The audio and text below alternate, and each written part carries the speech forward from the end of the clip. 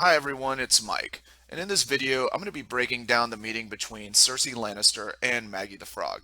This event occurs in George R. R. Martin's A Song of Ice and Fire, in the fourth book, A Feast for Crows, and also in Season 5, Episode 1, so no spoilers here as long as you're current with the series on HBO. Prophecy plays a major part in both A Song of Ice and Fire and HBO's Game of Thrones. It's also highly debated as to George R. R. Martin's intent of the prophecies, be it literal, metaphorical, or simply to display misplaced faith in general. The most prominent ones that come to mind are a very popular one in The Prince Who Was Promised, that is mentioned several times by the Red Priests of R'hllor, most notably Melisandre. There's also Quaithe, who has prophecies for Daenerys in the books. I believe one is mentioned in Season 1. There's also the Dothraki, who have the stallion who mounts the world, and we remember that one from Season 1, Season 2 as well. The one we're going to be examining today is the Maggy the Frog prophecy that is nearly completed as of the end of Season 6, and this is the first installment in our multi-part series on major prophecies within A Song of Ice and Fire. So we'll go ahead and begin our analysis now.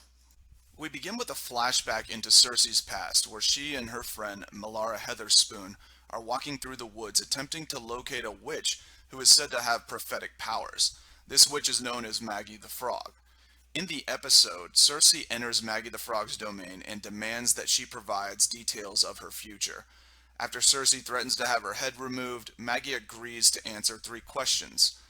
She then requires a small amount of Cersei's blood, which she consumes, and this is thought to be blood magic, used to power her prophecies. We'll now take a look at the first question. Cersei asks, "When will I wed the prince?" Maggy responds with, "Never, you will wed the king." Let's analyze Q&A number 1.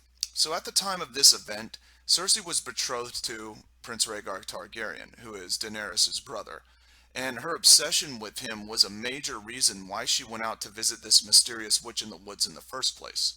Maggy's reply vaguely confirms she will not wed Prince Rhaegar, but in fact wed King Robert Baratheon. Prophecies in general rarely spell out the exact answer, but this wasn't ambiguous by any stretch of the imagination. It was directly translated into actual events. It's safe to assume that the first portion of the prophecy was, in fact, accurately predicted, so we'll move on to the next question. Cersei asks, "I will be queen, though." Maggy responds with, "Queen you shall be, until there comes another, younger and more beautiful, to cast you down and take all that you hold dear." Taking a look at the second Q&A, Cersei is just attempting to gain clarity on if this actually means she will be the queen. The answer is essentially provided in the response to question 1, but Maggy's reply provides more depth on the events that have not transpired yet. The understanding here is that Margaery Tyrell was the one who arrived and was younger and more beautiful. Then her marriage to Tommen solidified her as Queen of the Seven Kingdoms, leaving Cersei as simply Queen Regent. All that Cersei has left at this point after the death of Myrcella and Joffrey is Tommen. Margaery effectively turns Tommen against her, satisfying the cast you down and take all that you hold dear portion, and with Tommen's death in Season 6, now all of her children are deceased. You could possibly look to Jaime as someone that she holds dear, but at this point in the show and in the books, Jaime is not attracted to her at all. He does not love her. And quite frankly, it doesn't appear that Cersei loves him either. So I don't think we can look at that as someone who could be someone that she still has left, that she holds on to, and it keeps that shred of humanity within her. So now we arrive at part 3 of the prophecy for Cersei, where Cersei asks, "Will the king and I have children?" And Maggy responds with, "6 and 10 for him, and 3 for you.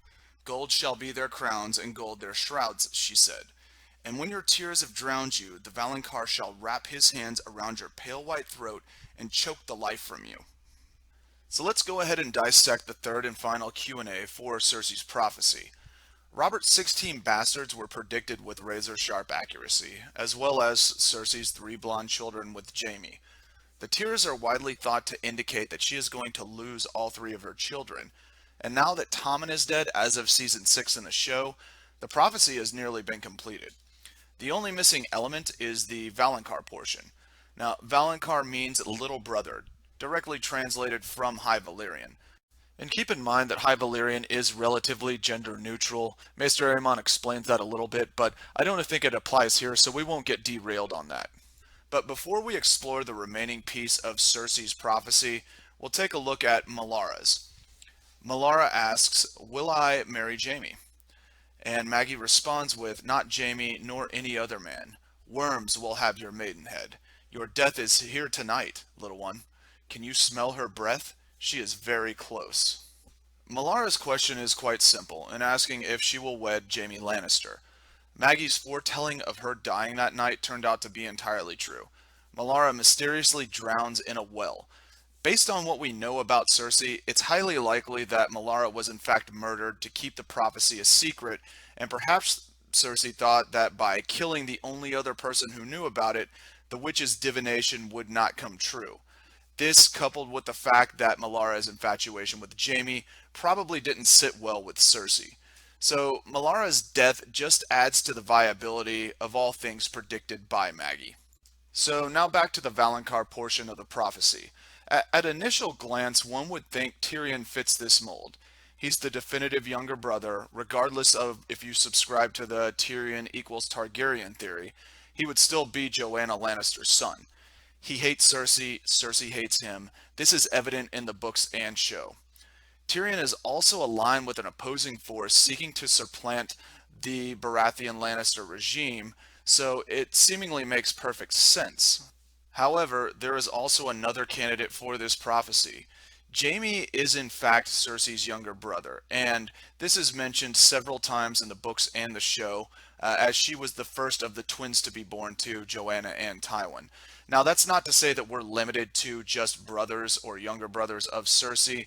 This could be a little brother in general. You can look at Bran. So, Jaime in the show has appeared to arrive at the same point as Book Jaime, where he realizes how terrible Cersei actually is. Actually, more so in the show now that he has seen the devastation caused at the Sept of Baelor. Segue into my next point. For the very same reason and means to achieve, Jaime threw aside his oath to the Kingsguard and killed the Mad King Aerys before he can succeed in destroying King's Landing with all of the wildfire caches. I strongly believe he will be the one to fulfill the Valonqar prophecy, although not ruling out Tyrion, who has had some experience choking the life from women who cross him as well. So that pretty much sums up all of our analysis for this prophecy. Again, we're going to be breaking down a lot of the major prophecies within A Song of Ice and Fire in the coming days and weeks. So feel free to click the subscribe button in the bottom left-hand corner. And again, if you have any comments or videos, suggestions you would like to have added, just drop it down in the comment section, and we'll look forward to seeing you back. Take care.